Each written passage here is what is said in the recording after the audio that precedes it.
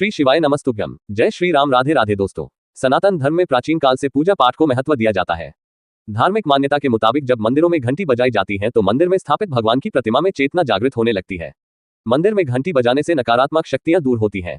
इससे लोगों के सुख और समृद्धि के द्वार भी खुलते हैं। घंटी हमेशा फूल की ही बनी होती है, जिसको कांसा कहा जाता है। सनातन धर्म में प्राचीन काल से पूजा पाठ को महत्व दिया जाता है, जिसके लिए लोग मंदिरों में जाते हैं। सभी मंदिरों में गर्भगृह के सामने आपको घंटियां दिखाई देंगी। आमतौर पर लोग मंदिर के अंदर जाते ही पहले घंटी बजाते हैं। इतना ही नहीं, हिंदू धर्म में मंदिरों के बाहर घंटी बांधने की परंपरा सदियों से चली आ रही है। लेकिन क्या आपको पता है कि आखिर क्यों मंदिर में जाने से पहले घंटी बजाई जाती है?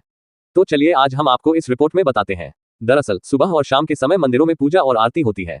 जब आरती होती है तो मंदिर परिसर में विशेष लय और धुन में छोटी छोटी घंटियां बजाई जाती हैं।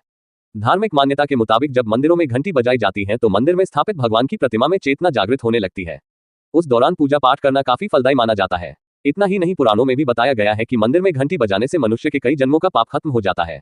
धार्मिक मान्यता के साथ साथ मंदिर में घंटी बजाने के पीछे वैज्ञानिक वजह भी है। घंटी बजाने का वैज्ञानिक कारण। वैज्ञानिक मान्यता के मुताबिक जब किसी मंदिर में घंटी बजती है तो वातावरण में कंपन होता और यह वायुमंडल की वजह से काफी दूर तक जाता है।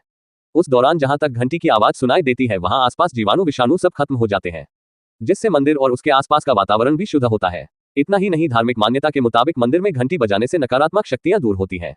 इससे लोगों के सुख और समृद्धि के द्वार भी खुलते हैं। घंटी बजाने की धार्मिक मान्यता। अयोध्या के प्रसिद्ध कथावाचक और संत समिति के महामंत्री पवन दास शास्त्री बताते हैं कि घंटी बजाने से जो घंटी का कंपन है वह शरीर के अंदर चैतन्यता को जागृत कर देता है।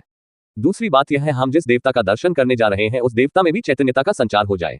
इतना ही नहीं, पूरे वातावरण में चैतन्यता का संचार हो, इसलिए मठ मंदिरों में घंटी बजाने का विधान है।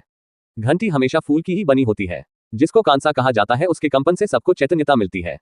अगर ये लेख आपको अच्छी लगी हो तो प्लीज मेरे चैनल को सब्सक्राइब जरूर कर लीजिएगा ताकि इस तरीके की वीडियो आपको हमेशा मिलती रहे। धन्यवाद।